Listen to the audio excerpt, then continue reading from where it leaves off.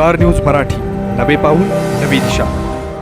संजय काकांना भाजपचाही चकवा, राष्ट्रवादीत ही नाराजी, काय घडतंय सांगली जिल्ह्यातील राजकारणात। प्रवेश सुरू 2026-27 doctor DY Patil public school विटा CBSE, नर्सरी LKG UKG, पहिली ते 10वी, रोबोटिक्स, प्रत्येक क्लासमध्ये smart board, school ERP app, abacus, आधुनिक प्रशस्त science lab, science Olympiad, NTSC MTSC NSSC scholarship परीक्षा तयारी, 8वी पासून IIT JEE नीट फाउंडेशन कोर्स बॅच सुरू, 50,000 स्क्वेअर फूटचं भव्य मैदान, amusement park, taekwondo, yoga, skating, धनुर्विद्या, संगीत, गिटार, डान्स। संपर्क करा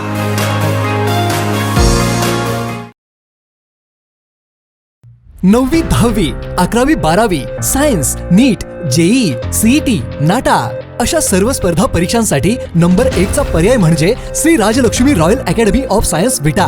इथे मिळतो number 1 result, number 1 teaching quality, 3D animated video lectures, live organ biology workshop, number 1 infrastructure, AC, digital classroom, library, study room, expert lectures from various fields, educational tours, exclusive workshop for personality development, olympiad exam, foundation course, लाखो रुपयांची scholarship आणि दत्तक योजनाही।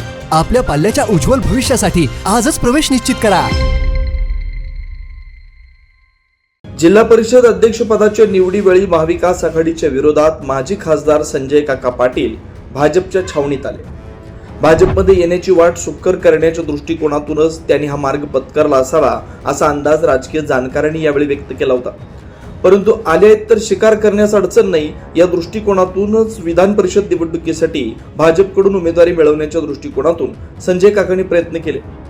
12 जणांच्या यादीत नाव घालून भाजप नेत्यांनी संजय काकांना दिलासाही दिला, परंतु चकव्याचं गणित ठरलेले असल्यामुळे संजय काकांना या चालीत पराभव पत्करावा लागला। जिल्हा परिषदेचे 2 सदस्य, तासगाव नगरपालिका ताब्यात असलेले संजय काका महाविकास आघाडीला अर्ध्यावर सोडून राजकीय दृष्टिकोनातून पूर्णपणे फसल्याचे राजकीय जाणकारांमधून व्यक्त केले जाते। भारतीय जनता पक्षाकडे उमेदवारी मागता मागता संजय काका पाटील यांनी आपल्या राष्ट्रवादी अजितदादा गटाकडे विधान परिषदेसाठी संधी देण्याची मागणी करणारं निवेदन पक्षाचे ज्येष्ठ नेते गर्जे यांना दिलं।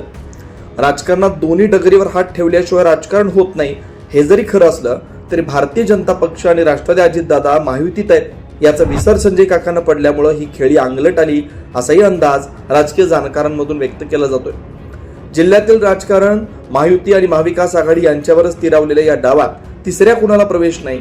या 2 पैकी एकाचा पदर धरूनच तिसऱ्या गटाला राजकारण करता येऊ शकतं। त्यामुळं महाविकास आघाडीनं संजय काकांशिवाय राजकारण असं जे गणित घातलंय त्याचा फटका माजी खासदार संजय काका पाटील यांना बसणार आहे। भारतीय जनता पक्षाचे जिल्ह्यात 4 आमदार निवडून आलेत। नगरपालिका, नगरपंचायत, जिल्हा परिषदेत उल्लेखनीय कामगिरी नसली तरी समाधानकारक काम आहे। महापालिकेत तर भाजपचीच सत्ता आहे। भाजपामध्ये प्रवेश करून घरवापसी करण्याचा प्रयत्न संजय काका पाटील करत असले तरी खासदारकीच्या काळात त्यांच्याकडून दुखावले गेलेल्यांची संख्या मात्र मोठी आहे। त्यामुळे महायुतीत येण्याचा प्रयत्न करीत असताना वेळोवेळी भाजपामधीलच विरोधकांना युद्ध पातळीवर तोंड द्यावं लागणार आहे। विधान परिषदेच्या 9 जागांच्या निवडणुकीनंतर आता स्थानिक स्वराज्य संस्थांमधून विधान परिषदेवर सांगली, सातारा जिल्ह्यातून निवडून जाणाऱ्या विधान परिषद सदस्यांची निवड होणार आहे। या दृष्टिकोनातून महाविकास आघाडी आणि महायुतीकडून राजकीय डावपेच आखले जात असले तरी संजय काका पाटील यांची नजर त्या निवडणुकीवर आहे का याचाही शोध राजकीय जाणकारांच्यातून घेतला जातोय। सांगलीवरून स्टार न्यूज मराठीचा रिपोर्ट। आपल्या परिसरातील लेटेस्ट बातम्या पाहण्यासाठी स्टार न्यूज मराठी YouTube चॅनलला आत्ताच सबस्क्राइब करा।